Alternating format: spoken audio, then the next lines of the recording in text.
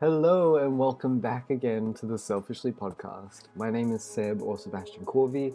On this episode of the Selfishly podcast, the lockdown editions, episode 14, I have a lovely, wonderful friend of mine, Madi Beal, coming on as my guest. Maddie and I met traveling on Kentucky, and our friendship has just blossomed into what it is today. It's wonderful. She's so smart. This conversation was amazing. We recorded it in two parts, and so this one's a bit different from the others because there's a little interlude in the moment of the two conversations coming together. But they were such good conversations. I literally felt electric after we had them. We talked about so many different things. We talked about the environment, conservation, healthcare, Australian politics, American politics, traveling, spirituality, just like all of these different topics that we just go in on that are so interesting, and I'm blessed to have the opportunity to have these conversations and share them with you guys, and I'm just really excited for you guys to hear this one. So I'm gonna stop talking and let's just jump right into it. So take it away, me.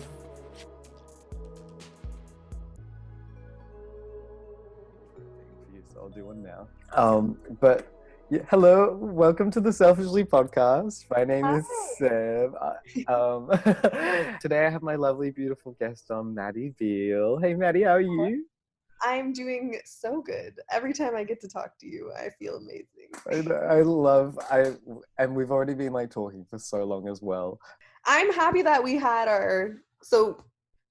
two parts for this recording session, but after our first part, we were feeling electric. It was wild. It needs to be documented. Yes, it was like such a good conversation. It was so good. Felt like a really like productive, informative conversation. And that is like the best. And I mean, we've already been doing that and weren't recording. So I mean, I love that we have those in the first place. Yeah. I love anyone that I can get into it with. We got to get into it more. Yeah, talk about the nitty-gritty.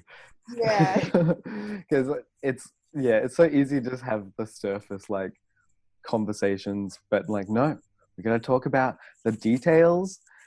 Do you find you can have these types of conversations with lots of people, like lots of people listening, or lots of people on an individual basis? I mean, yeah, just on an individual basis. Like, do you tend to have these conversations often?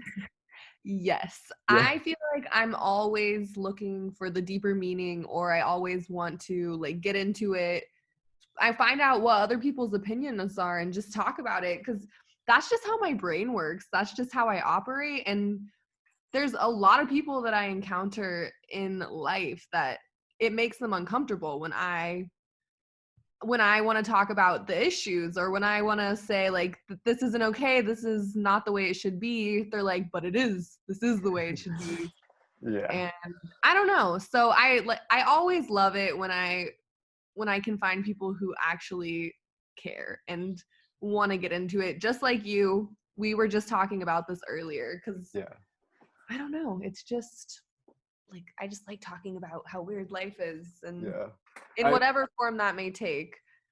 I remember when we, this is the segue I wanted to make, but I remember when we met, and I remember, because we met on Kentucky with our lovely friend Ali, and I remember there was just a day where I was feeling really anxious, and like we were hanging out at the beach, and we were on like more acquaintancy, like getting to know each other more terms. Like it was like literally the third day or something like this.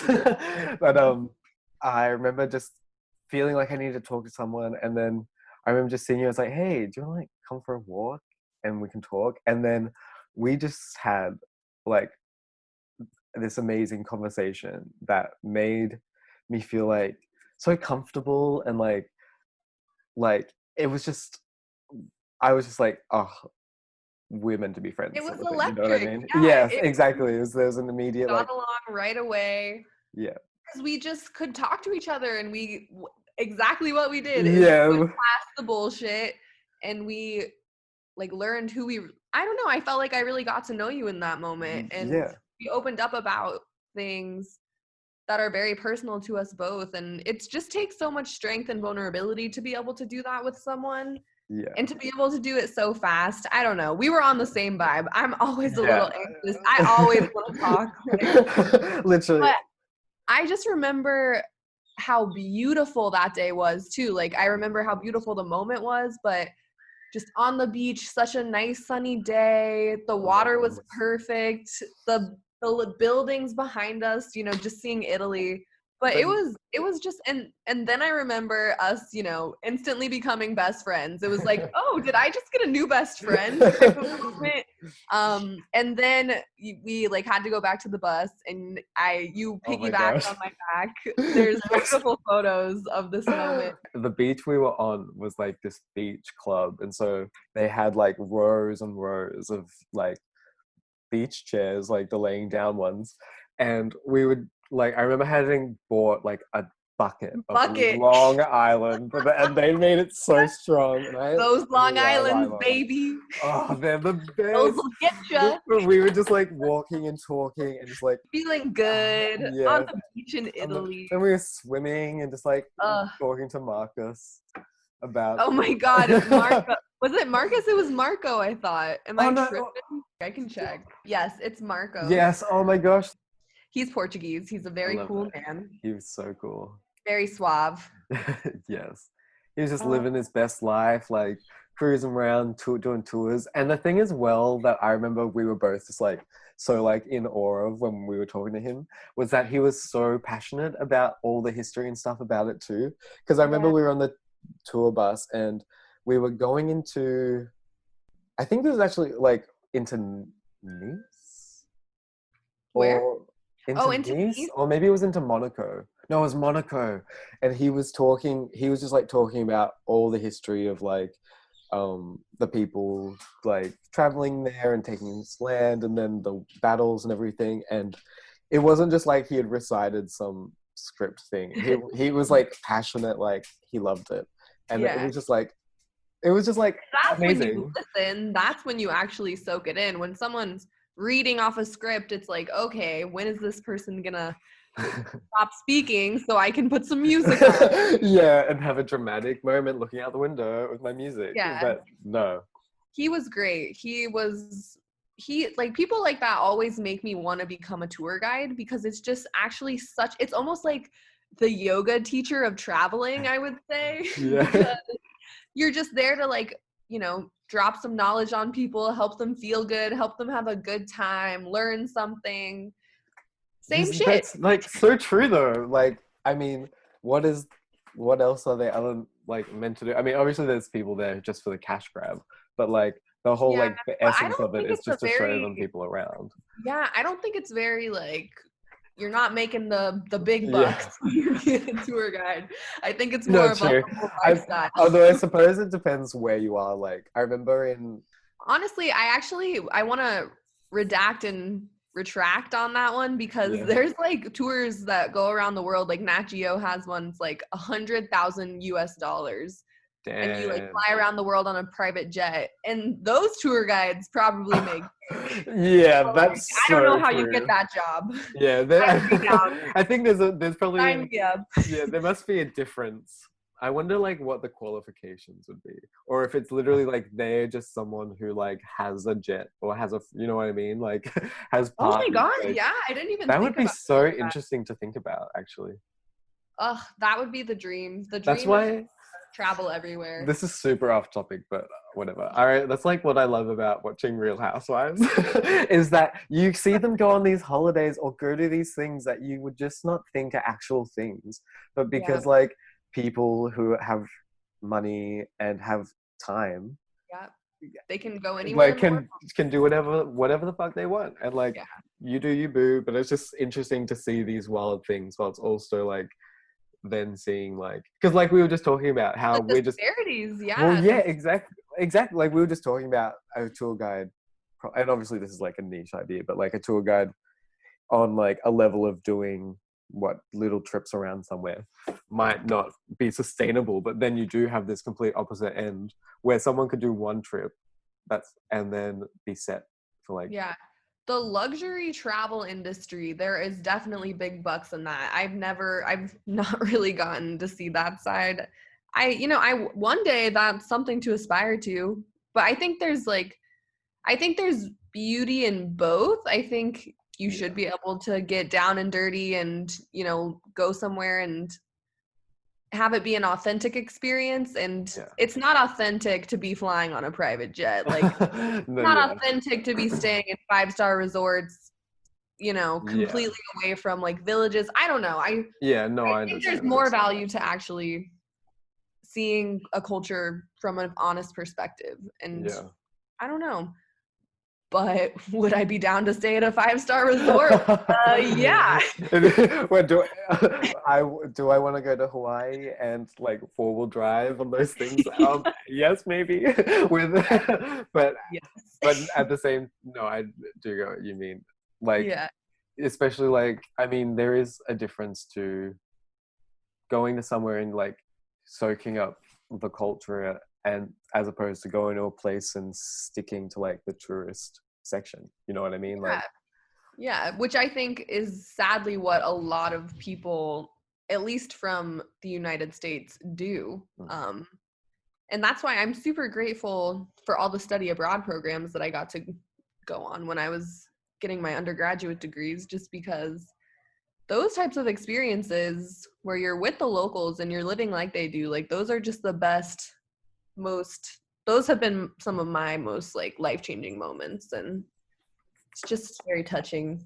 Most beneficial. Well, there's something about being exposed to these, like, just a different way of living that is so like, just like, it's, I mean, it's obviously, I feel like it's easy to like realize, oh, it's different, but until you see it, it's not like a slap in the face of how different things can actually be, you know what I mean? Like, for me, it's a huge reality check, because it's like, I am so fortunate.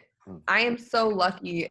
I complain. I get in these negative places, and it's like, why? I have a bed to sleep in. I have food to eat. I have water. I can just walk to my sink and have drinking water. I don't have to walk miles to get drinking water. And, it's like, I think for me, it's just also taught me the lesson that you don't need stuff to be happy. You just need to love the people that you're around and try to enjoy your life and be grateful. And I don't know, we just try to complicate it over here in the US. Well, we also like to try to simplify it. Exactly. And that, I mean, I've been like, because like we've been talking about, I was looking into just like the ideas around capitalism and all this stuff as well, and how there is such a I'll put a band-aid, like, I'll buy this to make me happy, like, you know what I mean? It's like a band-aid solution, as opposed to actually trying to dig into the problem.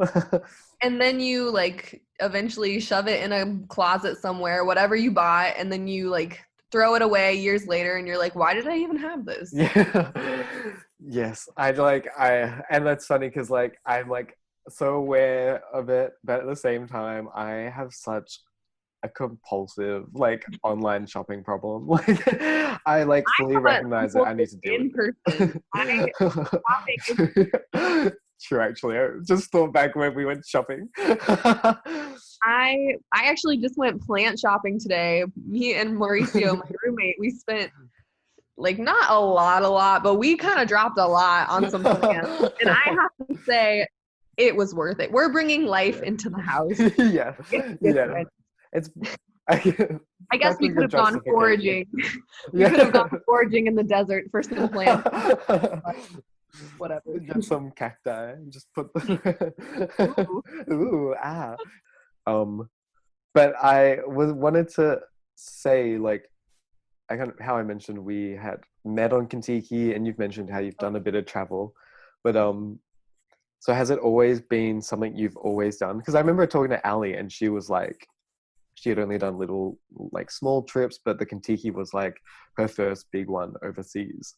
I would say that was a little early on. I think I was really lucky, and when I was growing up, my parents took my brother and I to, Mexico, and we went to the mountains. So we would, escape from the city and also go to Mexico. Those were my two main travel experiences. I went to other places in the US, but I don't really have strong memories of those. But Yeah. so I knew I loved being in a different culture. And then actually, I don't know. I mean, it was once my dad had passed away, and I think I was just kind of struggling with myself and like wondering what life is, and just not in a good place, and just needing to escape. And I think that's how I really discovered how much I love traveling and exploring the world, just because I went to Rwanda. Wow. And that was the first time I had ever left like North America. That was the second country I'd ever been. Well, the third if you count the United States. So I I had always wanted to go to Africa, and I was like, I'm just gonna do it. And so I did a primate studies field school there, and Wow. it was just it changed my life forever. It made me realize, just not only made me realize how big the world is and how different life is, or life can be, but it also just opened up my eyes to how much I love wildlife, and I love how much I love nature, and it just made me feel okay and helped me put things into perspective, because life can get so hard. I just feel like when you're so wrapped up in your own life and just whatever your grief, whatever's bothering you, it's hard to just step outside of that and say like, there's so much more going on, and like there's so much life to live, there's so many things to see, we can't take it for granted. Mm. I don't know if any of this is making sense. No, you're making complete sense. I mean, I think it all like kind of makes sense together, because I mean, like it's so easy to, when you're feeling something, to be like stuck in that place. You're Yeah. kind of like surrounded by the aftermath of everything that's happened, and being able to like be removed from that and see that the world is still moving outside of that is sort of like it's kind of a belittling but powerful moment of being like, Yeah. wow, I am like, my world is on the greater scale of the things so insignificant. You know what Yeah. I mean? Like, But that's liberating. That's like a well, very exactly. liberating That's, thing to yeah. learn. I don't Well, know. I just like, it just made me realize that I need to live my life, because like life isn't, we're not always going to be able to. And I don't want to live my life trapped in my little tiny bubble in the town I grew up in, because there's just so much more. But I love Tucson. No shame to Tucson. It's a great place, and it's a very diverse, beautiful place, but there is just so much to see, and I just want to see it all. So that was the start of it for me. And once I experienced that, I could never turn back, because so then it was just like, okay, when can I squeeze this in? Like, how can I figure this out? And as long as you plan, and you can always figure it out. yeah. I like just wanted to, because I feel like you've mentioned going to Rwanda before, but I don't think I've actually asked you what that was like. Like, I mean, I feel like that would be such a cultural shift in itself, just like that. Very shocking culturally. Rwanda is actually the second most densely populated country in the world. Oh, wow. And they have a very interesting history. They had a recent genocide. It was in, I think, 1994 and 1995. Yeah.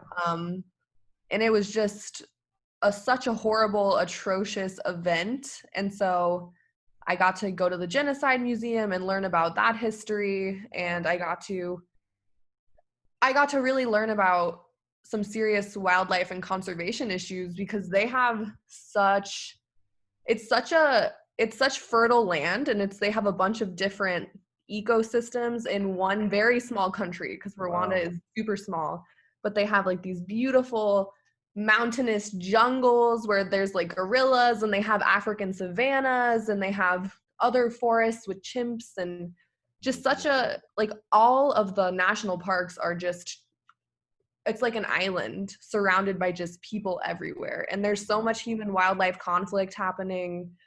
So that it was really cool in that sense, because in the US, I think in the West there is more wildlife, but seeing like megafauna, like African megafauna, just giant animals in the wild, it's just such a cool experience that it changes your life, because it's such a beautiful thing to see.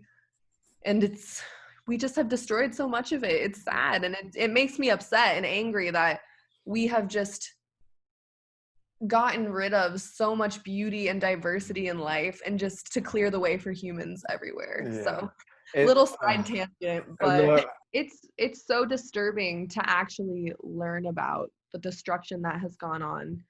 And we're living through the sixth mass extinction. I oh can't my speak. The goodness. sixth mass extinction that's happened in the history of life on Earth. And this is the first time ever with a mass extinction that it's driven by one species. It's never happened before. It's always been, these crazy Right. catastrophic events, like I think it's like an asteroid that took out dinosaurs. Yeah. Like Ice Uh, Age stuff and like. yeah, Ice Age. There's just been these crazy events that are natural, like, because Earth has cyclical, ice ages, things melting, whatever. But it's like, these are just unprecedented times. And I don't know, life is resilient. That's what you learn when you study wildlife and just life on Earth. So I think life will go on beyond humans, but it's just like, it's really, humans are gonna be like, we're ruining it for ourselves and for future generations. I don't know if in our lifetime what's gonna happen, but I if we remember continue at the rate we're going, humans won't survive. there's been a huge conversation around it at the moment in Australia as well, just because so after our bushfires, which just happened at the start of the year 2020, Yeah. that wiped out like millions upon millions of animals. I feel like it was like an astronomically large thing, and it is a mixture of the climate is changing, but we're also making counterproductive actions that just make these things worse. Like I saw recently we have this like national park in Sydney. The ground there is really soft and it's like easily destroyed, and there's a mass population of brumbies, or they're like a type of horse What is sort of that? thing. I think they're a type Oh, of horse. I'm not sure, like that's the word I remember they're using, but I don't know if that's what they're called. But they're like a pest horse sort of thing, you know what I mean? But there's so many of them that they're destroying the place where they are. And so there's been like environmental organizations and like all these things have been saying that a culling of the animals will help secure the space, which is more important because there is like a lot of the animals as opposed to the ground, which is, it's very like, it's not, I'm trying to say it's very special, but I just mean it's very like, what's the word, fragile. Like it's a fragile ecosystem. And so they were all rallying and saying like, this is the best thing to do it. It's like, it's better for the environment. It's not everything long term. the mini horses. Yeah, yeah. But then the minister in charge of it all has just like not done that. They say they've just gone against it for, I'm not Because sure if it people has to are do with freaking out about like culling itself. I think it's the culling itself, or I think it's got something to do with logging, because that's also another huge conversation. Because like, so we have our koala population, which has also gone down, which like took a massive hit after the fires. And a lot of their habitats at the moment are the eucalyptus trees, but that's also apparently the perfect wood that the loggers like. So they want to use them all, even though it's like crucial to koalas. For the survival of a species that is so important to Australia. Exactly. It's a problem in the US too, like the clashes between conservation groups and people in the timber industry. It's like they said the way it's going, by 2050 koalas could be extinct. By 2050, that's 30 years. That's not a long time. No. That's And I'm gonna look it up because I don't want to spew out a false statistic, but a staggering Mm, amount of species have gone extinct in the past 100 years. mm. Like, it is unprecedented what is happening, and we all rely on the diversity of life in the world to help keep the world going, Yeah. to help like have clean water, to have clean air, to have medicines, the supplies that we need. People just don't recognize that, because I think a lot of people don't see humans as animals. They Mm. see humans as separate from As nature, above. better Yeah. than. Yeah, and it's like we are literally animals. We are primates. We Yeah. are not that special. And No. we are special. You can't say that because we are an Like, amazing, I mean, but I understand what you mean. I mean, it's like, I get what you mean. You can acknowledge like the amazingness of humankind, whilst also recognizing that we did just come from animals. Like, we're like, the things we've made aren't these concrete things. Like, I mean, that's the whole, look at history. We can literally see it's littered by the folly of man. um, I hope the statistic is correct. It seems like it's coming from a reputable source. The Guardian is pretty reputable, I think. Don't quote me on that. It says humans are just 0.01% of all life, but have destroyed 83% of wild mammals. So that's just talking about mammals. That's Yeah. not even like reptiles, amphibians, fish, like Yeah. just mammals. That's scary. That is scary. The more you learn about it, the scarier it becomes. So I'm just super glad that I chose to pursue these things that allowed me to learn about life on Earth, because Yeah. it's just, I think, the most interesting possible thing to learn about in my mind, just because and that can be just humans. If you just want to look at humans, like, work pretty crazy, but there's so much more out there. Mm. And and that we still don't even know, like oh, we're killing species, but we're still discovering all the time. yeah, It's exactly. It's like, crazy. for everyone we find, it means it's okay to get rid of another one. Yeah, But that's and the big companies want and, us to think. and that is the wild thing, is that recently we have still been finding these hidden, like, private ecosystems that we just didn't know were a thing, because they were like so specific to that place that Yeah. we're only just learning about them. I mean, even like the ocean. Don't we like No, know more exactly. about Yeah, space the than the deep ocean? trenches of the ocean, we have not visited that. Like, there is so much we don't know. And then, that's just Earth. Like, Yeah. we're in a solar system, in a galaxy. Like, we have no idea how there where everything ends and where it begins. And it's actually crazy. Did you read that they discovered evidence that there could have been life on Venus? I don't know if you Yes, I did see that. that. It's like, yes, and because they were talking about the, like, it's like micro germs or something in the I'm air. not exactly. It's like a trace of. There are traces of something that is created by living organisms.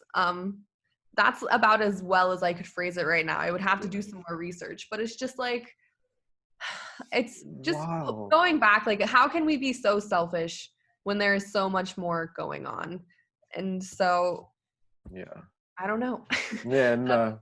That's a reason I like to travel and learn. Yeah. For some reason, talking about space, like, the whole idea, because it is like, it literally makes you feel so tiny. Like, I remember when I was little, I would go to weddings or like family event. I remember being at a friend's birthday party, like a family friend's birthday party. And it was the point where they were making speeches and everyone was like, "Ooh, yeah." And I remember just like standing there. And this is when I was like 11, such a traumatic child. But I was just like, if anyone was like a kilometer away from here, they would have no idea this is happening or any of us exist or in this space. And that's like, and it just made me kind of like laugh, because Yeah. in the sense of everyone be like, this is the most memorable night, la-di-da-di, and it's just like a party, but like that's how it was. And it was just funny to think about that. And I suppose there And was that's like such a freeing thing to realize, because I think people just, and I can do this, I do it sometimes, just get so caught up in a moment or in my life, and it's like, or what other people think, and it's like, it doesn't matter. No one actually cares. But things, it's crazy because it doesn't matter, but things do matter. No. So just to make that clear, because they it's all do, context. but they also don't. Yeah, So, it's like so exactly. weird. It's so easy to be like, oh my gosh, I'm hopeless. There's like, what is the point to this all then? But it's like the experience.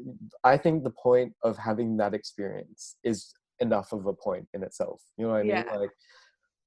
Like I that's get at to least have this experience. yeah, exactly. I actually kind of related because it made me think of anxiety, but I was watching this interview with Emma Stone and Timothy Chalamet, and they were talking about like anxiety or like getting like overwhelmed in a moment or something, and she said she like saw this therapist and they were talking, and they gave her advice that was like, okay, so if you're in a moment and you're getting overwhelmed of just like thinking about things that aren't inside your immediate space, she was like, just take a second and be like, okay, this is a white tuna, this is a chair, this is my like white shirt, and sort of like make you think about these like what's real in the moment for you then to help center you back. Because I mean, I said when I was like when I was going through a rabbit hole of introspection time, I was like looking at things and getting anxious about things that weren't in actually like had an impact on the moment. Exactly. Like there's no problem, there's no real reason to be like frightened, like like fight or flight, like something's gonna get me, like It's so crazy because our brain, our head can be our worst enemy if we let it, if we just think about, oh, like what's going to happen in the future, or oh my god, I shouldn't have said that, I shouldn't have done that, like beating yourself up for the past, which is something you can never change. It's crazy, and it's so like cool that you can recognize how to ground yourself, because I feel like that's something that not enough people know how to do, because like mindfulness isn't taught. It should be, but it isn't. And so, I mean, for me, it's my breath, and that's something that's been super helpful with yoga. It's like whenever I was super anxious this morning, I had to talk and lead a discussion in one of my classes, and I just took like 5 deep breaths and centered myself, and I did it. And it was fine. It wasn't the end of the world. Yeah. But it felt like it for a second. Oh my god. And it's always like a process. It's like it always changes. Like sometimes I find like, and I mean it's obviously specific to each person. Like a lot of the time I would get anxious at nighttime just because my brain would be moving so fast. And I would be trying to get to sleep. And the way I realized to like counter that is to like put a movie on or something to like focus on, so my mind are quiet when it goes to sleep. I can send you some guided meditations. It's so helpful when my mind is racing like that at night, which happens. I just put on a meditation and I try my best to focus, and more often than not it helps. But again, like meditation, that is something that is not taught, and it probably should be, because it would make people's lives way better. You'll have to send me some of the meditation things. I will. I'll do that right before I go to bed. Heck yes. I actually wanted to ask, do you have like a spiritual belief sort of thing? Like there's people who are religious, or like not even religious, religious, and then like spiritual, and then or they don't have anything at all. Like where do you think that like comes from? And like I suppose like where you get how you feel about religion or spirituality. Like I mean, so I suppose we were talking about before when you was like had mentioned about your dad passing, and like realizing travel was like important. Did it have like an impact on what your thoughts were on spirituality, or like Yes, afterwards. it Like, I can't even did. imagine. So so I went to I've gone to Catholic school my whole life. I'm not Catholic. My parents weren't very like they honestly weren't religious. And they let me and my brother decide whatever we wanted as far as religion. They didn't ever try to push us in any type of direction, which I appreciate. Um, but once my dad died, I became super cynical, and I was searching for a way to understand like what life is and what death is. And for me, I found science, and that's another thing that made me realize I love science. It's just there's logical explanations. You know, you live and you die. Like every living thing goes through that cycle. And you know, I at that time when I was really starting to get into science, I was like, I don't think there's anything after death. Like I think this is it. And that's why I had that kind of like seize the day mentality. Like I'm gonna go do what I can while I'm still breathing. Yeah. And I was like that for a really long time. And you know, then my mom died a, a few years later, and I think it just continued that cycle of cynicism. And it wasn't actually until more recently, I would say, maybe it's been this year and it's been accumulating as I see how beautiful life is and as I learn how amazing and complex life on Earth is, and just like from a tiny cellular level Yeah. to, you know, thinking about the entire Earth and, you know, space, whatever. Like there has to be something more because everything is so beautiful. Like life can't just be so meaningless, and there just has to be something bigger to it. So I think realizing that from seeing the world, and then I also recently did a yoga teacher training, which is just a different kind of spirituality. I just think it's more so just like the energy that you put out there and the energy that you receive in the world, and like listening to your intuition. And I don't know. I just think I have become more spiritual. Do I think that do I think it's God, like whatever this force is in the universe? No, I don't. Like, I think just classifying it as God, like, oh, it's God. God is a man.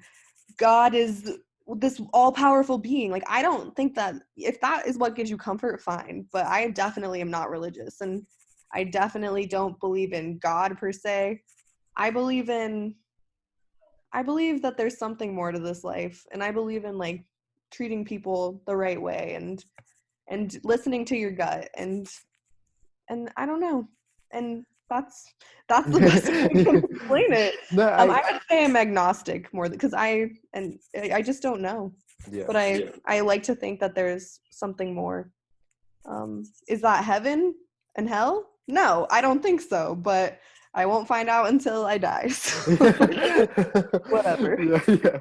It is one of those like interesting things. I just think I think it's so interesting just because it's one of those things that isn't it's really it's like a personal thing, because in whatever way there's no like true like answer or understanding of what it is. um uh but it's interesting how people you then use that in different ways, like some people use it as a moral guide for their life, and then some people just have it as I suppose I don't know how different. I'm just really interested in how different it's perceived by everybody. Yeah. um Yeah, it's crazy, but I definitely don't subscribe to any religion. Um, you know, that's what it is, right? It's supposed to be something that guides your life and hopefully a morally like positive way, but religion can become such a nasty thing that just like uses God as this tool and, you know, says like, "Oh, these people are right and these people are wrong." And I just think it's like I don't know, in today's world is typical religion, and like it just well, I just think so many negative things come out of it. how it's been like institutionalized. Well, it's so easy to like Yeah. look at like, I mean, the Boston I mean, obviously other places, but like there was a huge thing in Boston with the Catholic churches of like a whole generation of Ah, people who grew up being abused by their priests, and yep. they knew about it and just moved them around. There's this The movie. corruption runs deep. Yes, exactly. This movie called Spotlight, if anyone wants to see it, it's amazing, but it like just Mark looks at that. Ruffalo. Yeah, Mark Ruffalo and Rachel McAdams, who I love. But yeah, they just like look into it, like uncover these things that was something that kind of goes into what we were kind of talking about, of something that people knew that happened, but just that was just the way it was, so it didn't matter.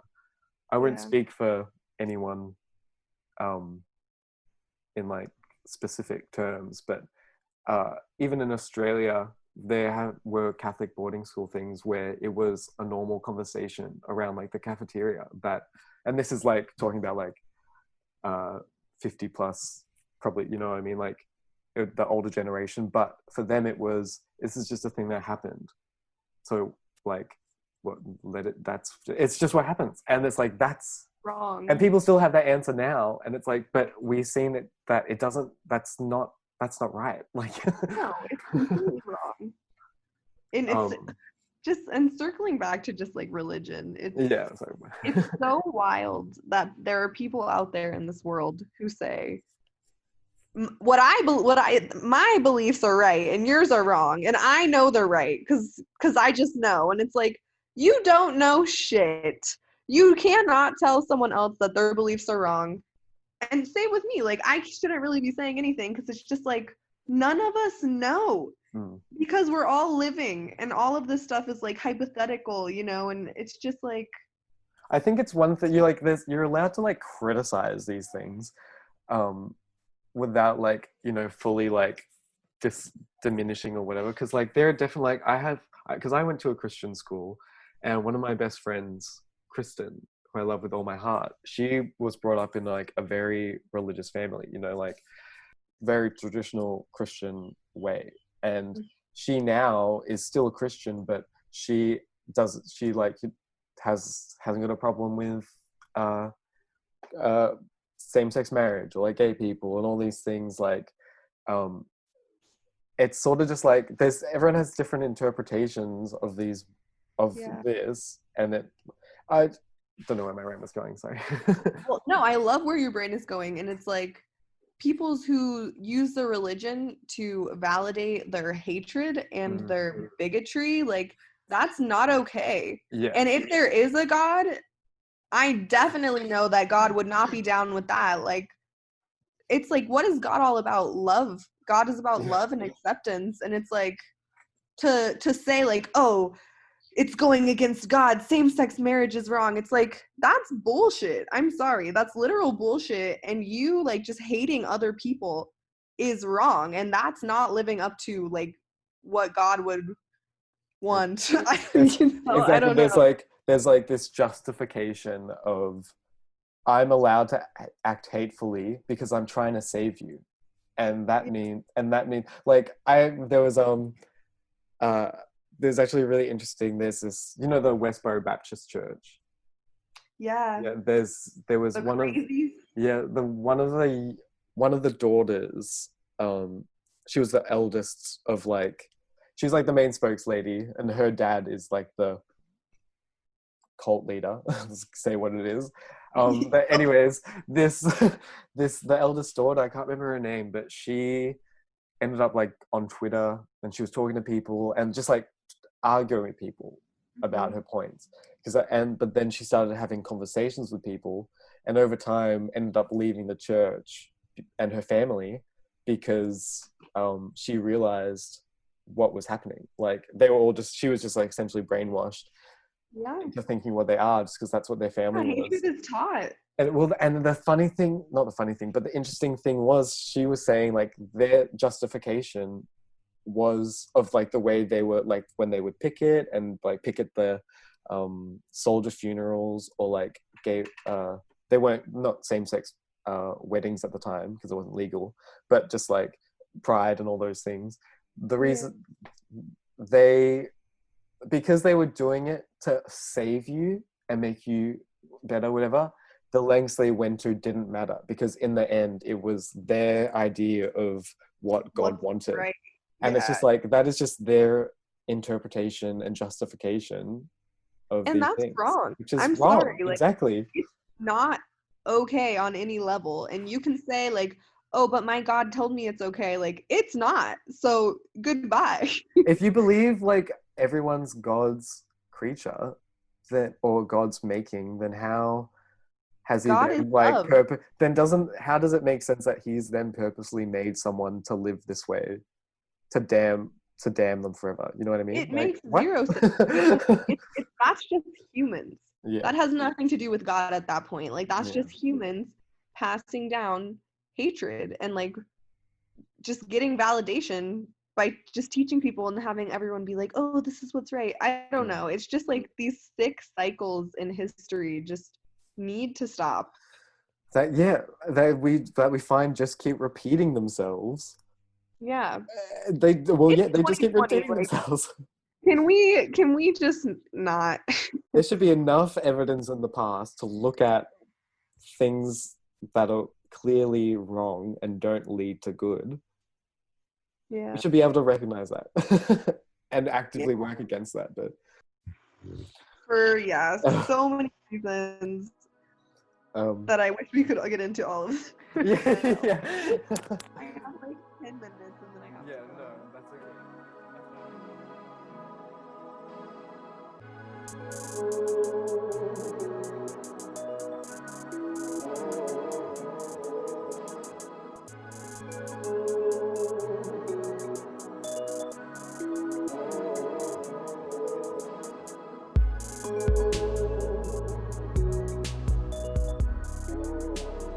But I was on Instagram going through my story highlights, and it was like when I was on my trip with my parents, and then the next one is just like you at the club, just like going hard, dancing. It's like so funny, just this contrast of like, The contrast of the wholesome versus the get down. Oh, That was a good time. Oh God, I miss going out to clubs and bars and dancing and just having a carefree time. oh my gosh. And not being scared of people around you. It's just like, or now having that like hypersensitivity of like, oh, people now have germs that I don't want in my body.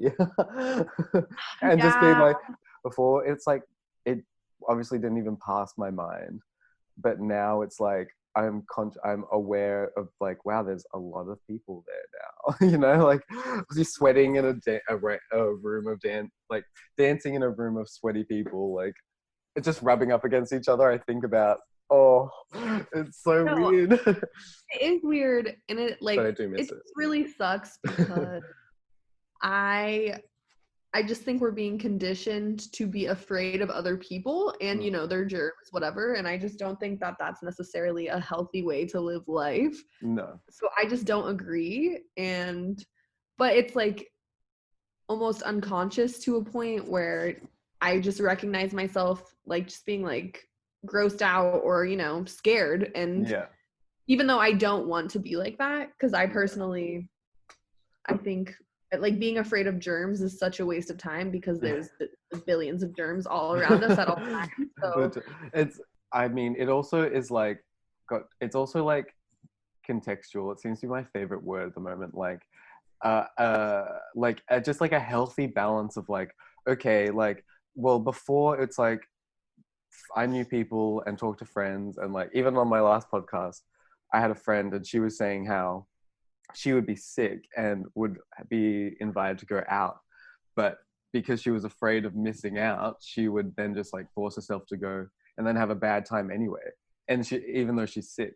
And like a lot, like, I mean, I've done that stay before home as and well. take care of yourself. Yeah, literally. But like, I mean, but that's like, and I feel like coming from America, it's such a cultural thing here for when you're sick to like completely ignore the fact that you're sick and to not take care of your body and to go to work and to do every single thing that you were planning on doing anyway. Yeah. And it's so unhealthy. So in that respect, I appreciate the pandemic and I appreciate people having to take more seriously when they get sick, and to be more conscious of like, oh, okay, I don't want to get someone else sick. And that's something I really like about like Asian cultures, and how they like wearing masks was already so prevalent in those cultures when they got sick, so they didn't spread germs. And like, I don't know, there are some things I definitely think are worth adopting. Yeah, you're so right. I was talking to a friend and she was talking about how the exact same thing, how in like Japan, she was speaking specifically about Japan, um, it was already a part of the culture in terms of a respect thing of, oh, I know that I could potentially be spreading germs, so I'm shielding you. And you know what I mean? It's like, it's just the word respect is the only one I can think of right now, but it's like just a respectful thing to do. Yeah, it is. Like, not But only for like other people though, it's just even respecting yourself and like yeah, recognizing, okay, I need to slow down and I actually need to take care of my body because I'm not doing well right now. yeah. It's kind of sad that we have gotten to a point in society where we stopped doing that, you know? Well, I mean, even like this work culture, like of, oh, I feel guilty about calling in sick because they're gonna be shorthanded on staff or whatever. But in the greater scheme, that actually shouldn't be your problem. Like, that's either their problem for being understaffed then. And I mean, we, like you said, we've all sort of done it, of going to work when we shouldn't, and that was just a norm. And now, because this of the pandemic perspective of being like, okay, maybe we should now change these habits we've gotten into. Obviously, not to this extreme of being afraid of, like you're saying, like going to clubs or anything, like, but like There's just a like balance. aware of, exactly, finding that balance of like cautious awareness. Cautious, respectful, but Consideration. but not living out of fear, because it's completely natural to get sick and it's Mm. completely natural. I mean, it's just a part of life that we'll never escape. Yeah. Spreading illnesses to others, you know, Yeah. getting And it sick from also is like a build up of the immune system and stuff. There's definitely an argument in that. It's, yeah, just finding that healthy balance of like not being pedantic, but yeah, just being aware as opposed. yeah. And I just think, like, for me, another big thing is actually taking care of yourself. And actually, like, I just feel like people have a hard time recognizing when they need to slow down and to just be by themselves and to just like recuperate. Not only like if you get sick, you know, Yeah. physically sick, like mentally, emotionally, we we we hurt, we go through things, and like Oh my people don't goodness. take the time to slow down, and it's really sad. I remember before the pandemic and everything, like it's funny to talk about it like that, but I mean it is a big thing, like for the world. But before that, it always felt like we were kind of growing to this boiling point of no one, like everything was always on the go. Like the internet was always going, like Twitter, Facebook, whatever, like no matter where you were, something was always happening.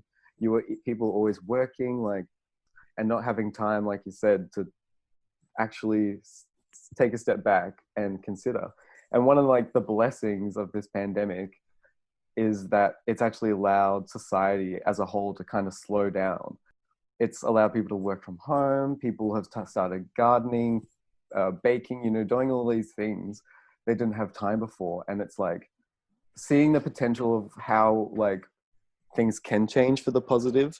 Like I would hope we wouldn't just go straight back to the non-stop speed of it all. Like hopefully with this now new perspective, we'll actually wake up to be like, things can be better. Like it doesn't have to be as intense as it was. But I mean, I like that would be ideal. I just, unfortunately, I just am a little pessimistic in the sense that I think things will get back to normal, and I just think it's gonna, like, there's always gonna be a societal pressure to do as much as you can and to like be successful, and you know, whatever, really up to the individual to take care of themselves and to be like, okay, like these are the things that I love and I'm gonna make yeah, time for them, yeah. despite the fact that I have a lot of other things going on. Like But it just takes time to balance out your life and to like, I don't know, for me, I'm a yeah, planner. I'm like huge into planning. So yeah. I suppose I just mean in the sense of like, we've found ways that people don't have to be traveling to a building to do the work there. You know what I mean? Like, we can sort of see a fundamental change of, oh, now people can do the work from home. You know what I mean? Yeah. The same amount of work is done, but now it sort of cuts out all that in between time of commuting and the needless, just like the 9 to 5, like that whole thing is wild. It is wild. I do have to say though, I think that there is like value to having a workspace that is away from your home. Yeah. And obviously, you know, if you're commuting like 2 hours to work or an hour even, it's like that sucks. I don't ever want to have to do that. But as like, you know, if you live in a city and you're just driving like 10, 15, 20, 30 minutes to get to work, I just think that there's a value to having a space outside of your home dedicated to work, and then you can go home, you can have home be home, relaxation time, time to hopefully do things that make you happy and make you feel good, and then, you know, go to work and be productive and to have those experiences face to face with your coworkers and, you know, your mentors, your peers. It's just I feel like there are things being lost in that respect. I'm like fortunate enough, like I still get to go to work and be with my coworkers who I think are all wonderful human beings, and being around them makes me feel good and makes like it's just not the same going to a Zoom meeting and seeing people like in a square versus feeling people's energy when you're with them. And I don't know. I just don't think that it can be compared in any way. So I totally see the value to what you're saying, but on the other side of that coin, I totally understand. No, I totally get what you're saying. Like, I totally appreciate like in-person thing. Like, the amount of times I would prefer, the amount of times, even like in a negative way, I've put off having a conversation with someone is because I would prefer to have it, you know, like face to face, because you do get those like body language cues, you know, like tone of voice, like all the things that are completely gone through message or like whatever. But like, at the same time, I also like, I think it's interesting to see a lot of people talk about losing these ways of like interacting and communication, when there's also been this huge push of like people haven't been not doing that. Like, I mean, regardless of like the rules or anything, people are finding a way to still have those things. You know what I mean? Like, I do think I get what I mean, sorry, I'm just like, this is what I was talking about, of like me rambling and trying to have thoughts. I enjoy listening to you. Thank you. I like get so like frustrated myself because like I know what I'm trying to say, but I just can't get it out. It's like, I think it's like just innately human nature to want to have these like physical, personal things. And I think there's, like we've been talking about, having a healthy balance. Like, I think there's a way to integrate like this way, like how we've now, like how widespread Zoom has become, you know, and it's like allowed me in a personal way, it's allowed me to like connect with people and record this way. Like, that's a good thing, but I'm not gonna like, that's not gonna stop me from recording in person when I can. Does that make sense? Like, I don't know. I think there can be a healthy balance between the two. Alternative for the times, obviously. I mean, we wouldn't be able to communicate if we didn't have cell phones, computers, social media. So I'm grateful, but I don't know.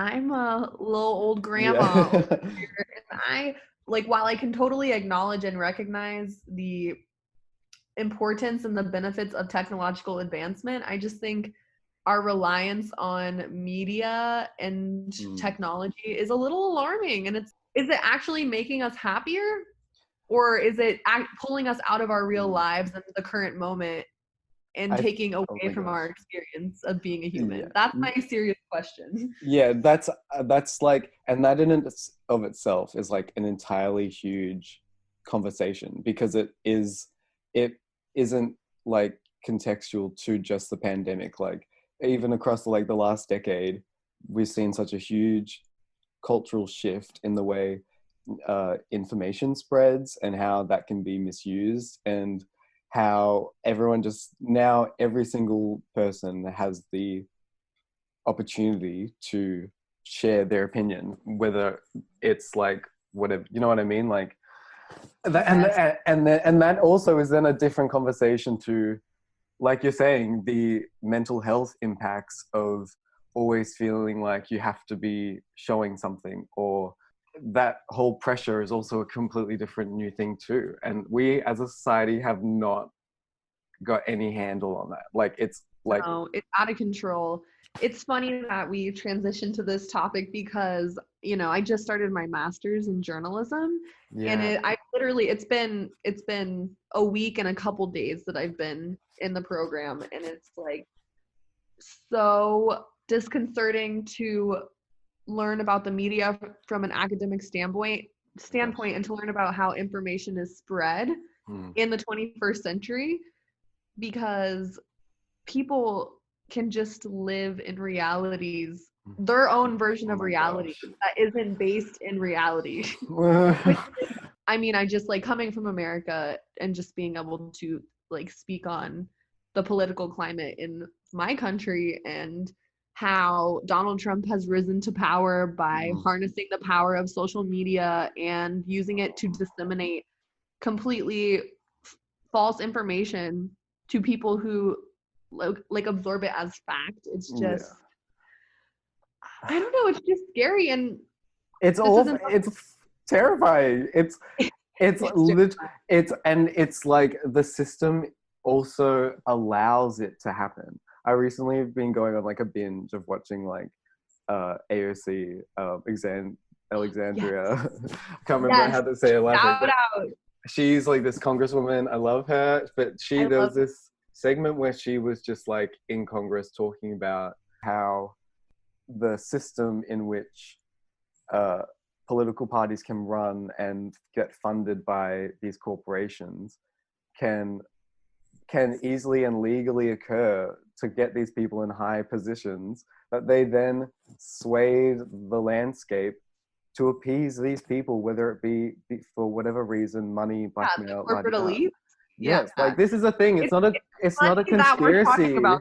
No, it's not a conspiracy. It's real. And you know, just to cite an example of how deep this problem is, I just was reading an academic paper the other day for my classes, and it was discussing how, and this is for America, but I feel like, and correct me if I'm wrong, I hope I'm not saying something like really annoying in American right now, but I think American media is probably, basically, I would argue, one of the most influential, like we put out the most media that people consume.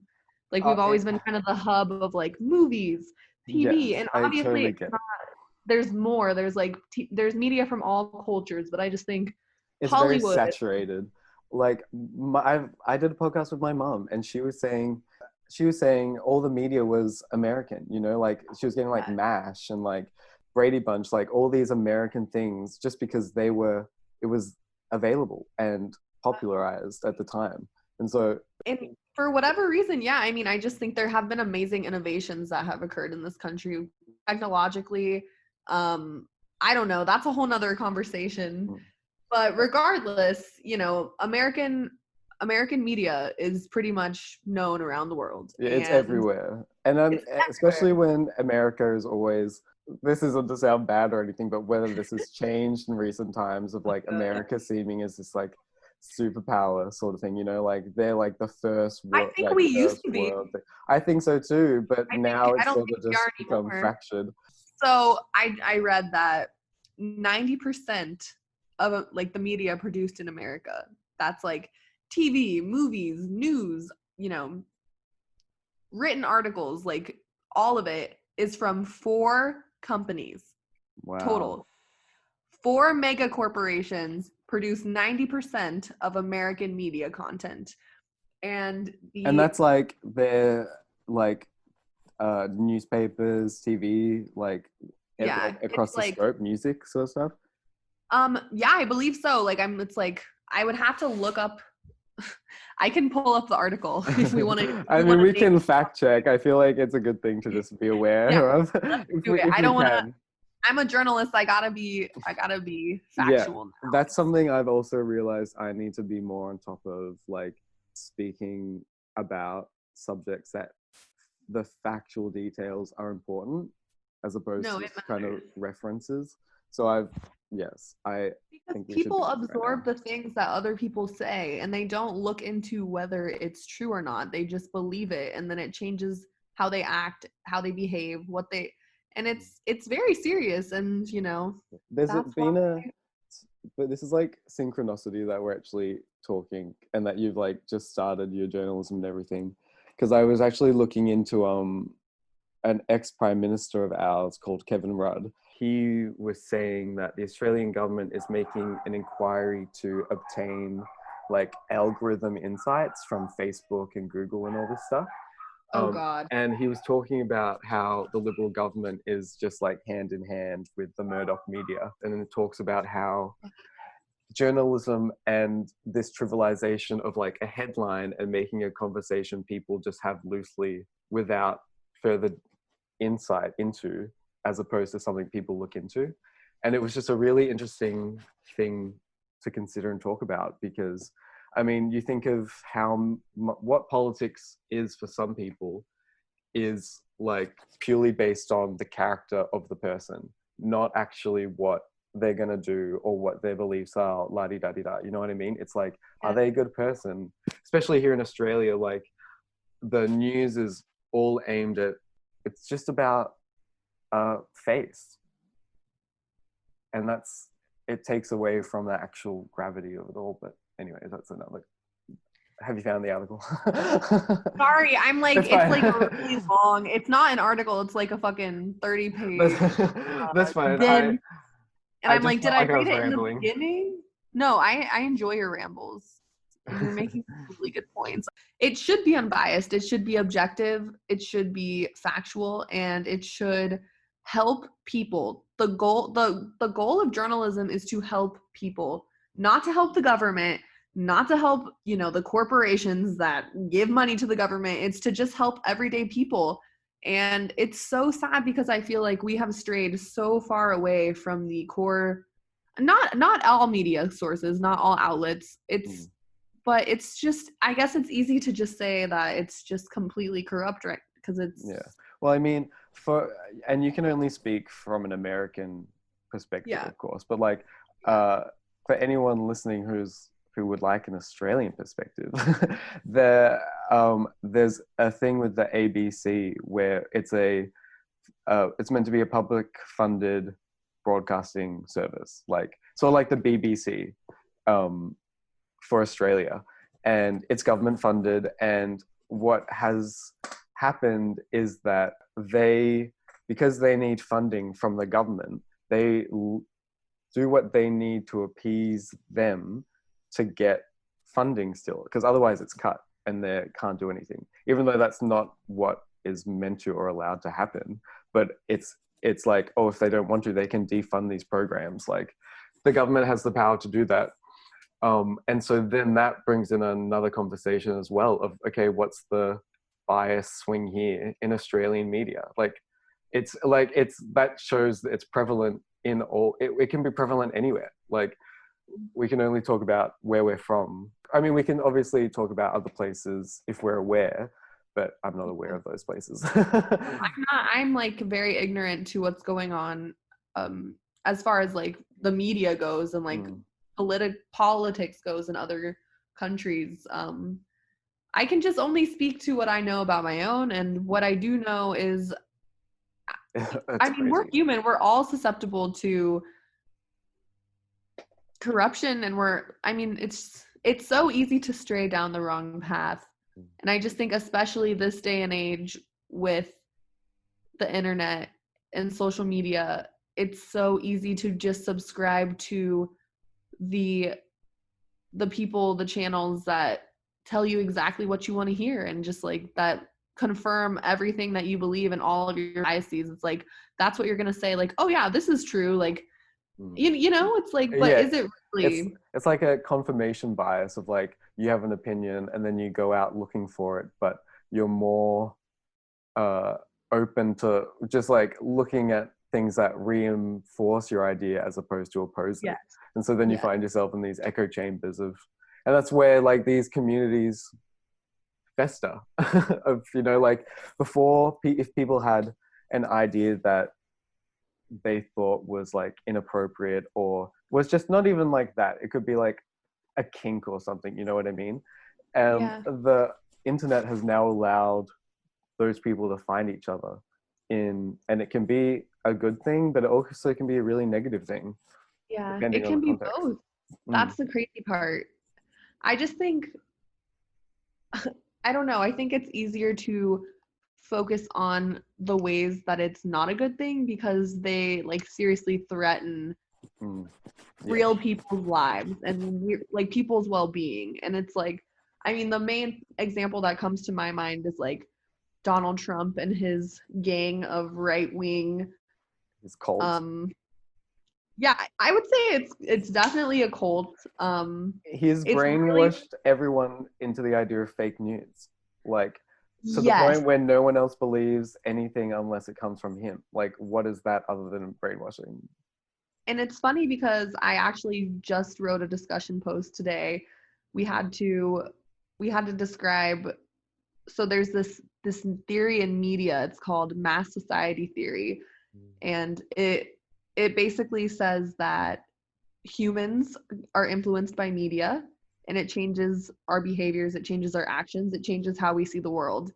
And because of that, it says that, like, basically it says that social elites need to have control over the media to maintain social order. Wow. And that's a very scary thing. Like, no, social elites should not have control.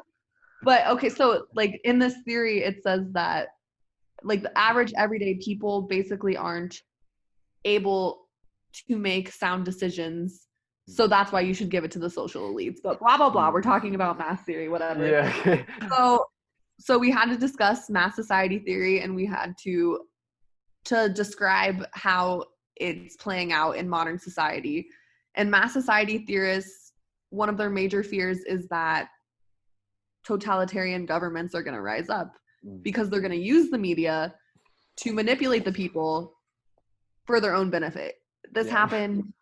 This is what Hitler did. This is how Hitler rose to power.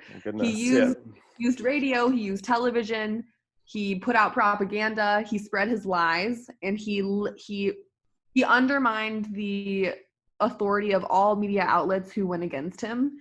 And Donald Trump is doing the exact same thing. He literally is using Facebook, Twitter, Instagram, you know, network television, Fox News, to deliver his messages and to call anyone who speaks against him a liar. To say his version of truth, it's his version of reality is not a lie. It's an alternative fact. That's a direct quote from Kellyanne Conway, his former press secretary. It's not a lie. It's an alternative fact is what he says. Even like the HBO interview he did with the Australian journalist. Oh my God, I saw that. Amazing. Everyone needs to watch that. The journalist is like, he actually, who the fuck are you? Yes, he actually like pulls him up on these things he's saying.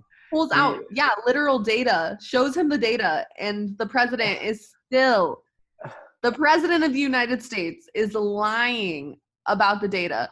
And he's openly saying that he's openly saying that he's happy to say, he openly says that people want to hear positive spins on things.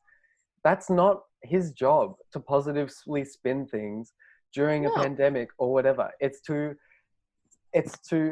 pass down information in a proper way. What he's doing is like completely misleading these people who take his word as gospel. He is the reason that the pandemic is out of control in the United States, because he would rather lie about it and he doesn't care. He doesn't care about the people dying. He doesn't care about the country, the people. He cares about the economy, making money, and his image. Those are the only things he cares about. And he's also not intelligent enough. So you go.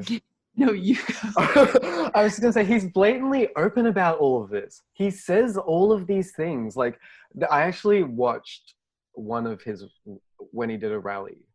can't remember which one it was exactly, but I was like, I'm taking the time to actually watch him talk for over 30 minutes to see Ugh. what his point is.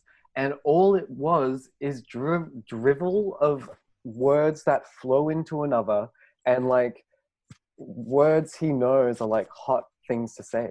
And he'll just chuck them in there with like an controversial idea, not even a controversial idea, just an opinion he has. And his like you said, his worldview that is his fantasy, what it is, and along with these buzzwords, that's the word I was looking for. And Yeah. people just, that's all they take, but they don't see in this greater context that he's not saying anything really at all.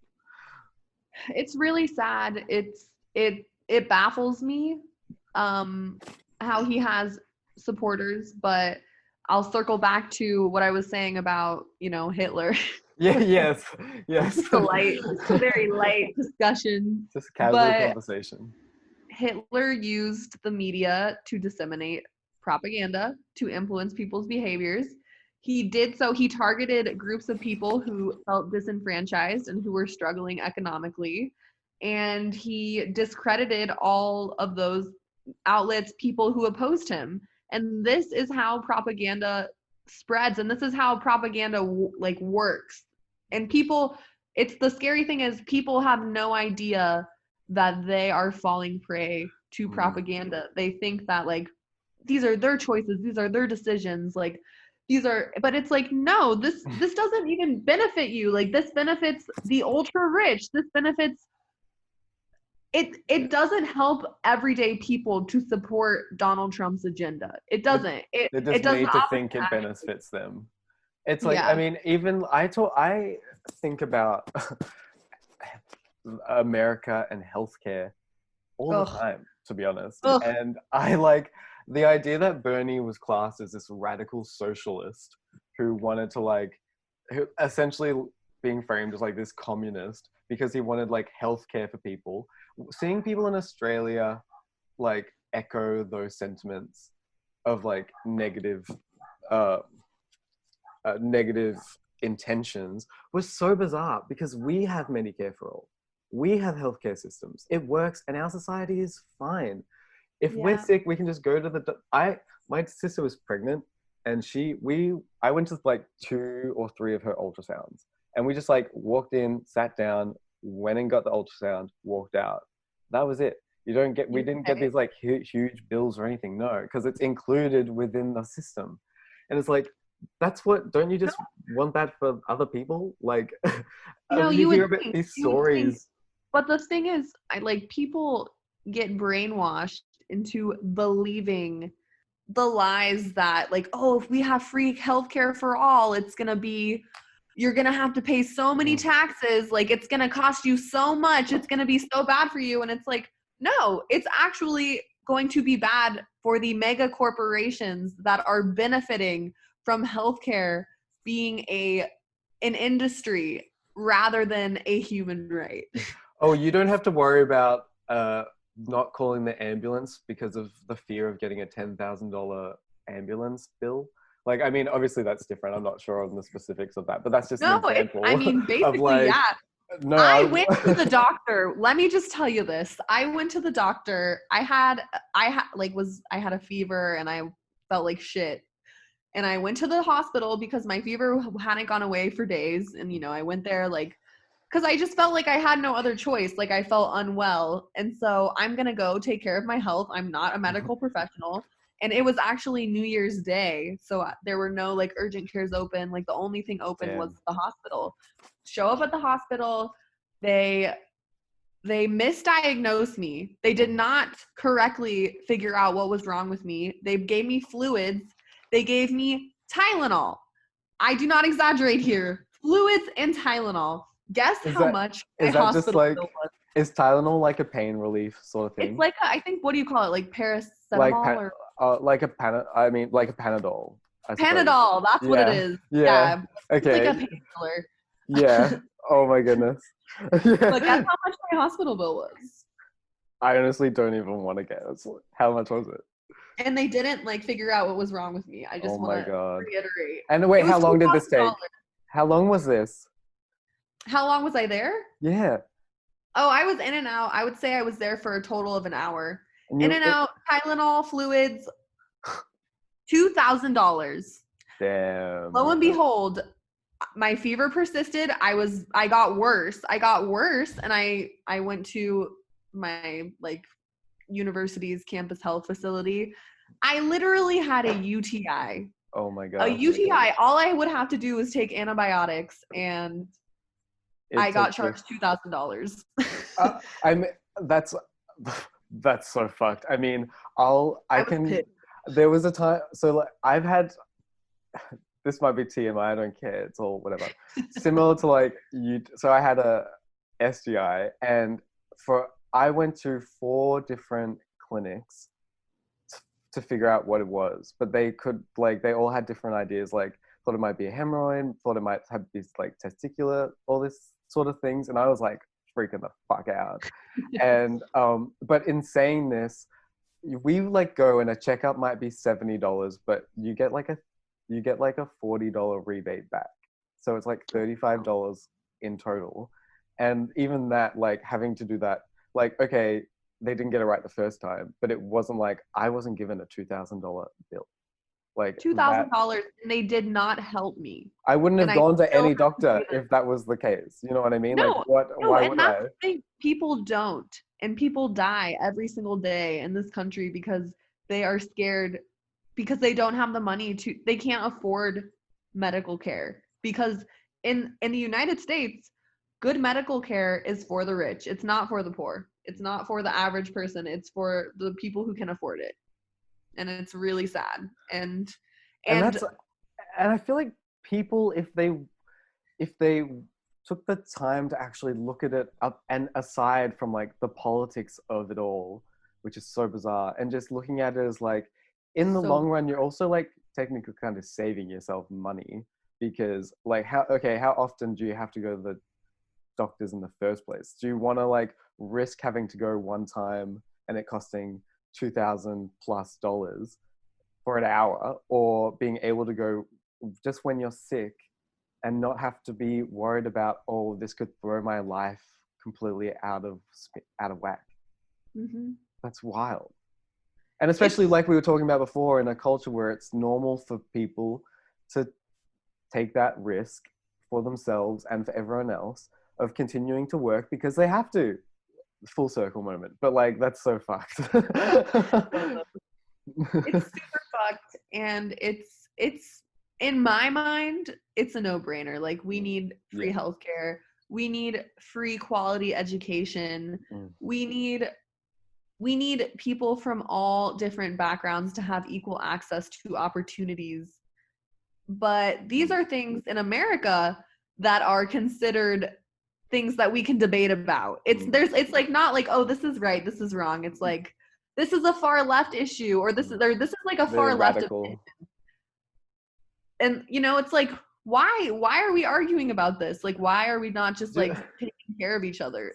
That's so. I was yesterday. Mum and I had like an hour, 2 hour long like conversation about this stuff as well. Actually, like uh, that's probably why like it's because that's probably why it's all this stuff is sort of fresh because I've also been looking at it as well. So as, yeah, anyways, but we were saying how she was saying how uh, she was listening to me say like all these things of like, don't we just like, isn't it a no-brainer that we want these things because it just improves the quality of life? Like, shouldn't that be, because she was saying, we were talking about political parties, and like I was saying how I don't even think that works in the first place because it does create this sport like theme of like us versus them, which can be taken in very different way, like many different ways, I should say, in the case of severity. But we have this system that just doesn't work. That's a whole different conversation. But what I'm trying to say is like, it basically came down to making shifts on a systematic level. And what that means is a shift in the way we live.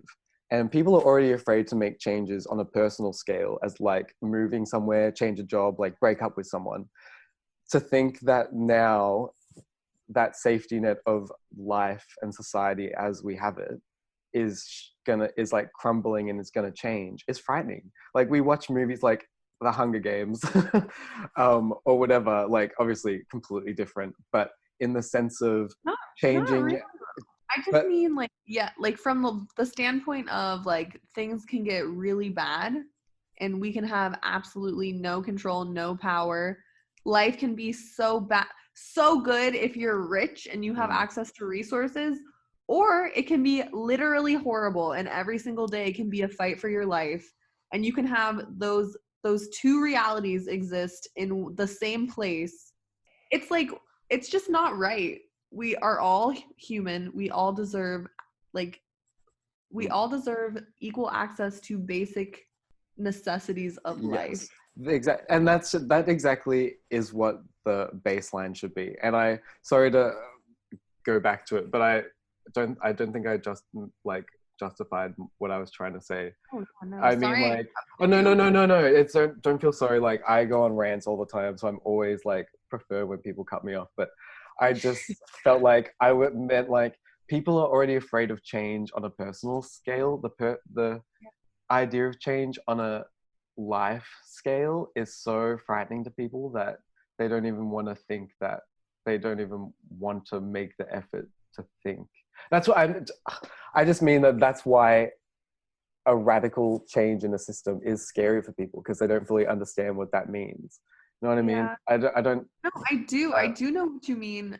I just don't agree with the notion. I think the notion that like to live your life and to think that you can live your entire life without changing is absurd. Yes, Change of is course. the only constant of living. Yeah. Every moment of your life, like something is changing. Nothing remains the same. And it's just like, for example, like here's something that comes to mind. Again, circling back to US history. Yeah. in like whatever it was, like the 1700s, slavery was legal. Yeah. And those people didn't want to change. Like they wanted to keep slavery, an institution that a disgusting institution that is so wrong on every single level. It's like unfathomable that people could even think that it's okay to defend something like that. Yeah. But I mean, But people they did, and that was the argument that they used, like, oh, we shouldn't be changing, everything's fine the way it is. It's like, no. Yeah. We learn, we grow, we evolve, we recognize things. Like, it's just like, shouldn't we just, like, that's a positive part of life, change. Staying the same all the time, like, that is fucking sad, and I don't want that personally. You're like preaching to the choir. Like that is exactly what I mean. And I don't want my analogy to like think I'm like saying that that's okay, because I completely agree. No, I know you don't. I think like, I saying. mean, I think there's complete positive, and I mean, even like you can only ever think about it on a personal level, I suppose. Like it's important, I think, to look at, like you're saying, like those times and in history we have made mistakes and we should learn from them. Like that's the whole point. When things happen, people either it becomes a negative as opposed to being able to make it a positive. If that makes sense. You know what I mean? Like and that's focusing like on the negative and staying stuck in the past rather than finding the silver linings in each moment and finding room for growth. Yeah. Change can be so terrifying for people, but it's actually like you're saying, a positive thing that helps you grow. And isn't like the point of life to just be constantly growing to become a better version of yourself? Like, I mean, I think so. I think so too. Yeah. But I mean, I suppose other people have different opinions. Like I mean, there we are. I suppose they just do. Yeah. And that a fundamental and that is just like a fundamental outlook on life, like how you interpret change. Yeah. I just think change is inevitable, and to try to stop it is a futile and just unnecessary, energy wasting, time wasting choice. So like, I don't know. That's just how I No, feel about it. I know. I And as soon as you completely accept agree that, with you. yeah, like change is the only constant, that's when I feel like I started to really actually appreciate my life and appreciate, you know, the joy and the struggle that comes with change and like the potential for growth. Yeah. Cause that's a beautiful thing. Mm. It's like I mean, I always reference movies, and that's like the main thing I like. That's just the easiest way I feel to be able to explain myself to people. But it's like when you watch movies and you see like the character go through a hard time and then they come out the other side like a bigger person. It's sort of just literally like people can be like, oh, it's not always like that, but it's like, but it can be like, yes, it's hard and it's effort, but uh, that like it's always there's always a potential to come from a situation and turn it into a growing learning experience in whatever way like it could, you know what I mean? Yes, I do. And it's funny that we've come to this point, because something that I always say, because I've been through a lot the past however many years or so, whatever, but like I think the like when bad things happen in life, when good things happen, when things just happen that change your life, it can go one of two ways. You can sulk and it can ruin your life, and you can just become this like sad, just shell of a person and just be like angry all the time, and just, or you can learn from it and you can grow and you can try to be better, and you can say like, okay, this is how it is, like how can I move forward into every moment and take this and like use it to make me just appreciate everything more. I don't know. I don't know if Yeah. that makes No, sense. it makes complete sense what you're saying. Yes. You're You so can let it ruin your life, or you can be a boss ass bitch and fucking, I don't know, exactly. I like enjoy your life and learn. Like, I don't know. no, Lots you're of cussing for you guys. no, Sorry. yeah. We went it in like straight away, which I love, and I mean, it's a testament to you because uh in context of what you have gone through, like you said, it can be destroying to some people. But you are here now as this like strong voiced, opinionated, amazing boss woman who I love. You know what I mean? Thank Like you. that's amazing that you were able to take what you did, like what happened, and grow out of it in a positive and beautiful way. That's what I'm Thank saying. you. You're I welcome. I love you. I I don't know. Like, I wouldn't be the person who I am today if it weren't for everything that I've gone through. So I mean, I wouldn't change anything. I wouldn't take anything back, because Yeah. I like the person that I'm becoming, and I hope to, continue bettering myself. There's a Yeah. lot of stuff that I got to work on. Just saying. The list is too much, Guys, she's but still flawed. No, I'm kidding. so flawed. Like, not even funny. Oh my gosh. But I will have to get our drinks, but I was gonna say, Here, I'll chug the rest of my wine. yeah, I've been in this pandemic time in lockdown. I found I've definitely recessed into bad habits some. So it's definitely like you're good. So it's definitely like a process, guys. It's all a journey. Ugh, it's a journey. It's not about the destination. It's about the journey, It's guys. about the climb. Miley Oh yeah. Cyrus was right. You, Miley Cyrus, please. I'll put it in the background. Just kidding, copyright. Yes. All right. Yeah, And okay, let's get now a into it. brief intermission. Yeah.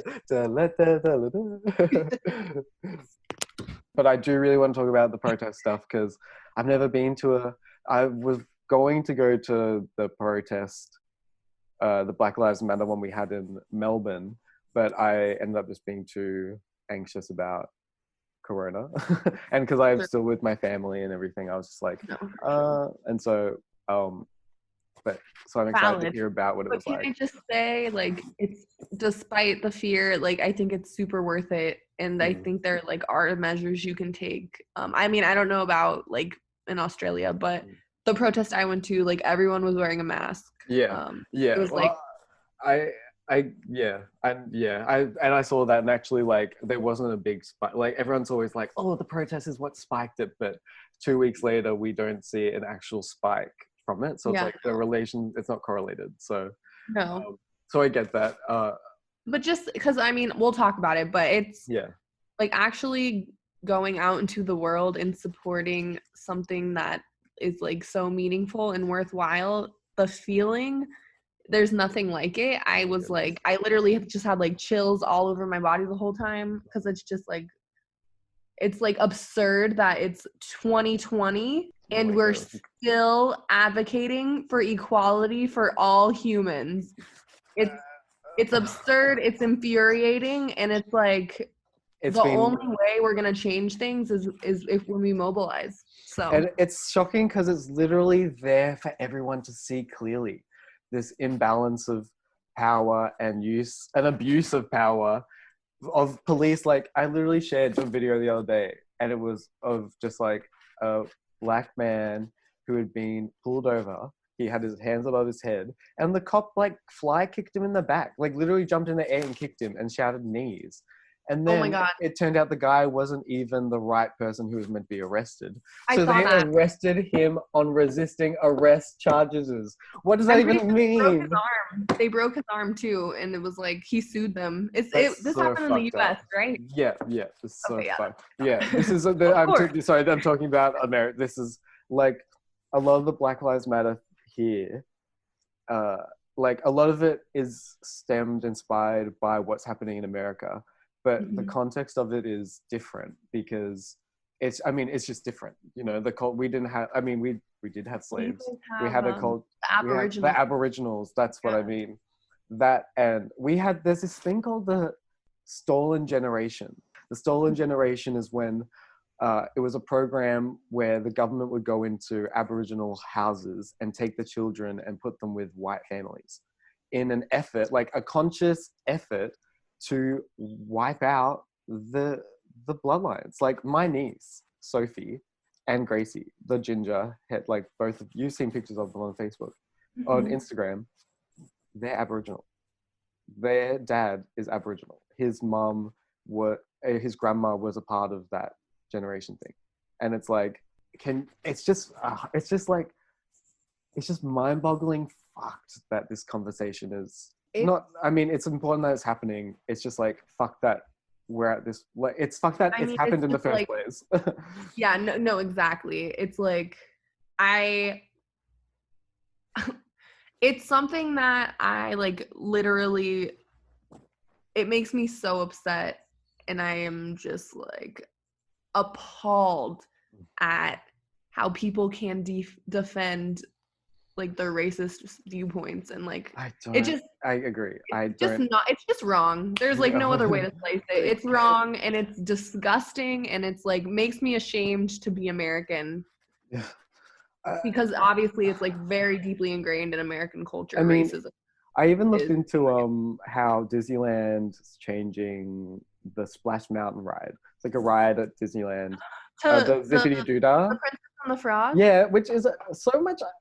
I love that. I remember seeing that. It's like the last hand drawn, is like classic princess tale. Because then it was Tangled and then Frozen. Anyways, but amazing.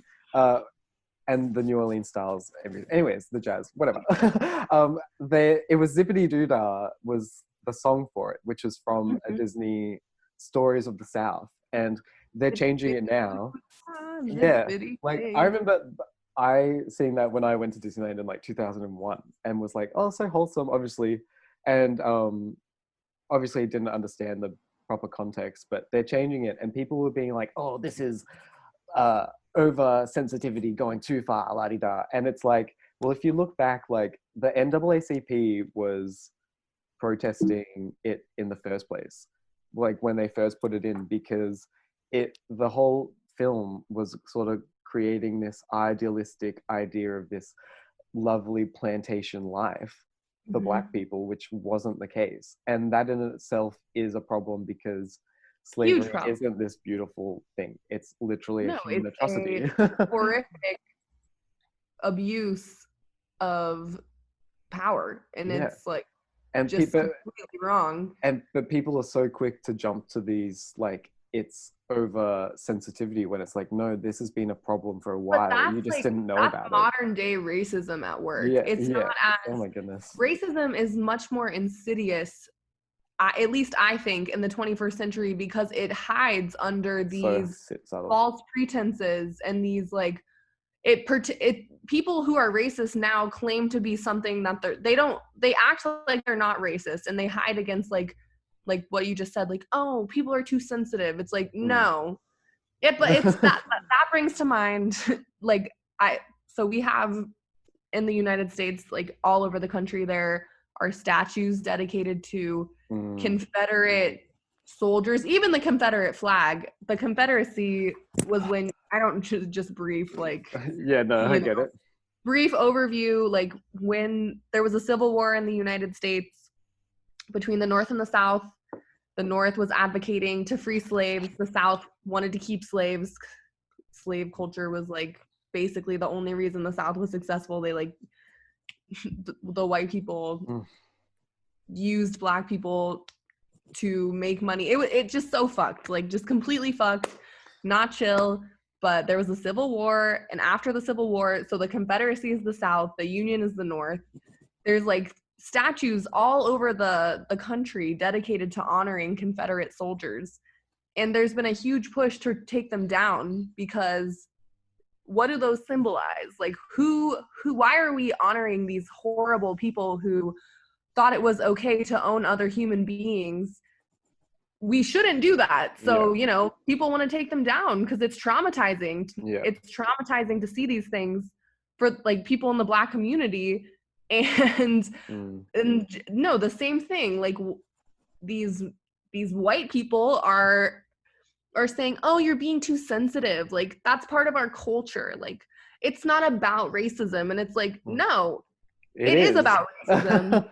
The whole war was based on racism, like, and it's like I have had this conversation with people as well, because I have always had this, and it's also it shouldn't be a difficult conversation to have with people, but people have made it hard to have, because they talk about like people saying, well, even have had the idea of like, well, you're removing it, so it's like erasing this history. But it's like, I think that's not right as well. I feel like it can be destroyed and then put the rubble of a headstone in like a museum dedicated to the atrocities of it all. You know what I mean? Like we keep up, obviously we keep up concentration camps and have these museums for atrocities as reminders that this is what humans are capable of.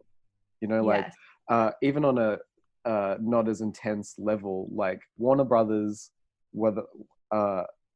their cartoons, so like from when they had like the Mexican mouse stuff, or can't exactly remember which cartoons, but ones like that where it's like, okay, now we realize these stereotypes not helping.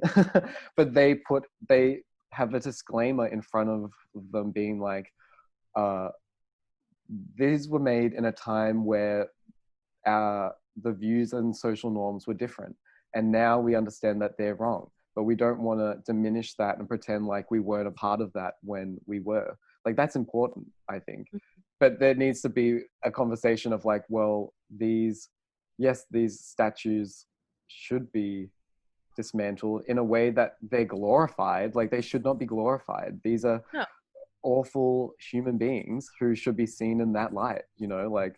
But and it's also like, it's like people who uphold those beliefs and want people who genuinely think that white people are better than Black people, who think that there is a superior race, which is complete bullshit.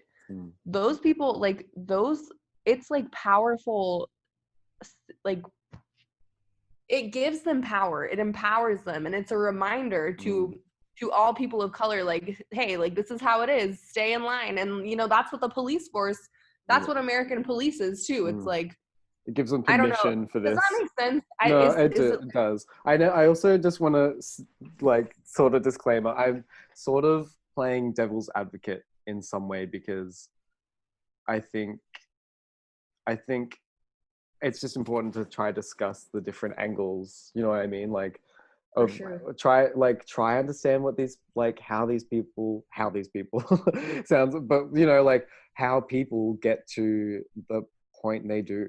You know, like. Mhm. And how can we then figure out a way to communicate with them to be like, because it's so easy now for people to feel like you're immediately attacking them specifically and being like, you're this and that's like, of course, like, and that's, I'm not talking about like people who are We are blatant attacking you if racists. you're I mean, racist. that's what I mean, Goodbye. like We don't blatant want you. that's what I mean, Just like saying. blatant racist people, no thank you, but like people who like are just misinformed into thinking these things. It's like you need to Yeah. it's easier for Up them to to a feel certain point. attacked Like as up to a opposed to like certain opening point, yes. conversation. It's just like ignorance can only be tolerated up to a certain point. Like Yeah. if this is the only thing you've ever known and been exposed to, like, and you know everyone around you has like trained you to be a certain way, is that your fault? Not necessarily, but like It's when your fault you for like, not go out and changing it to be no, better. yeah, for not looking people in the eyes and seeing them and their soul and seeing that, you know, like this is a person, I am a person, like, you know, it's like Yeah. it's as simple as that. It's like, It's and so I totally it's wild because I watched this movie recently called Gummo, and it's by this director named Harmony.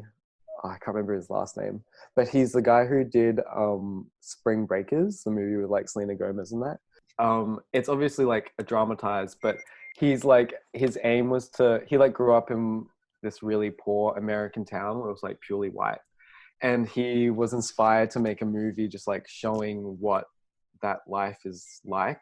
It was like it wasn't improv because there's like a basic story, but a lot of the shots he tried to get the people, because they weren't actors, they were just people, to be just them as themselves. There's a mhm. part where he's filming these like neighborhood kids, and they're literally just like neighborhood kids.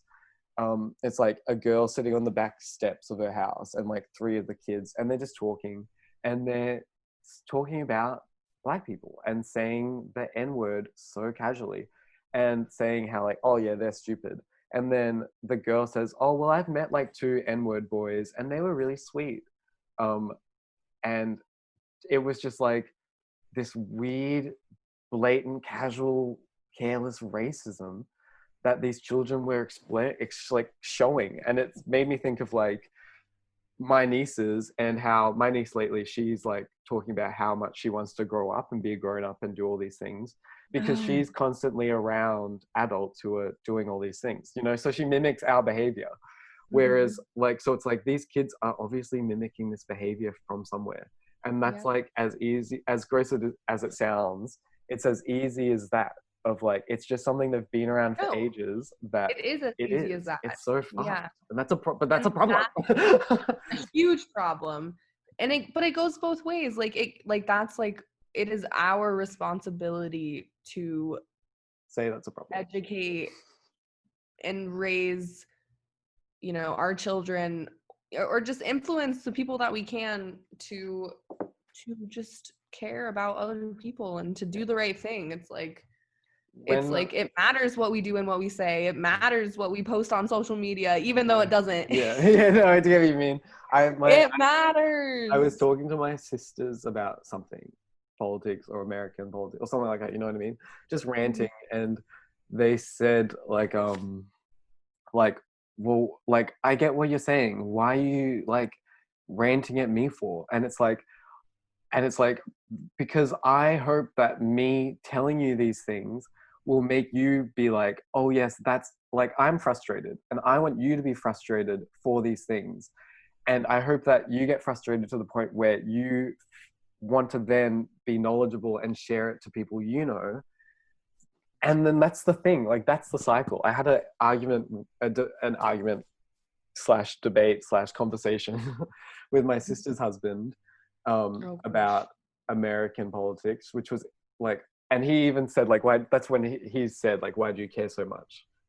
And that's Doesn't what, matter. yeah. And I said, well, why do you care? And he's like, well, I really don't. And I was like, well, why are you so Why are you vocal arguing about this with me? opinion? Exactly.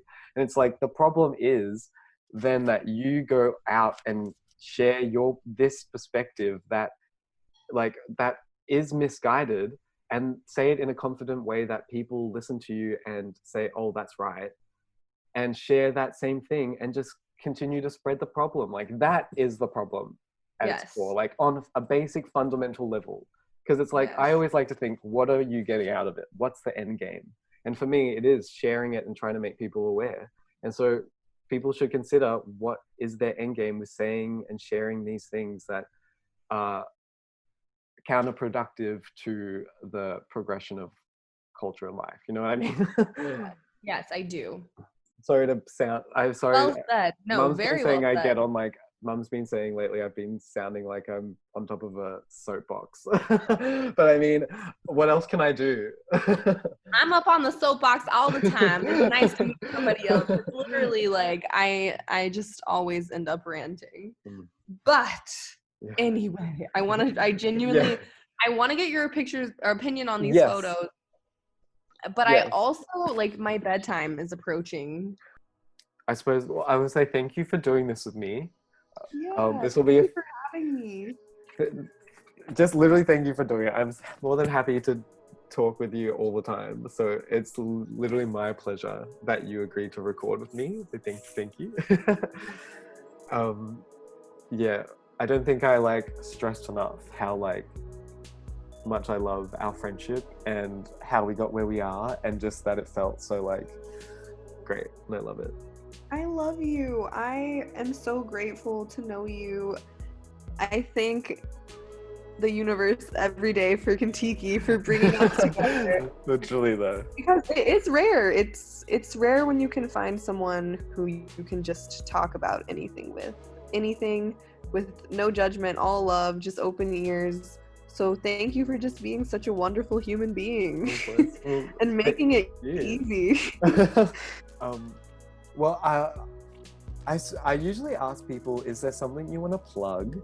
But I think I more want to ask, is there something you want to share? Just a final note or a recommendation, it could be anything. I would just say, live life with an open heart and just try to understand where other people are coming from, and never stop asking questions, and tell your parents you love them. Oh, I love that. No, and recycle. And recycle, or else you're an asshole. Oh my goodness. Well, no, but thank you, Maddie, again for doing this with me. You're amazing, and thank you guys for listening. I hope you enjoyed it, and I'll see you next time. Bye.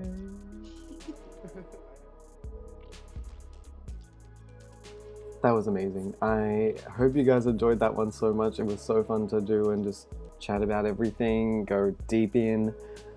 I love that. I love Maddie, and I love her so much. Anyways, thank you so much again for listening. I hope you enjoyed the podcast. If you did, make sure you check us out on Instagram. You can follow us anywhere: YouTube, Soundcloud, iTunes, Spotify. Yeah, check everything out. I love this, and I love Maddie, and I'm so happy I have this forever now. I hope you're having a lovely day, and I hope it gets better as well. Have an amazing time. Thanks, guys. See ya.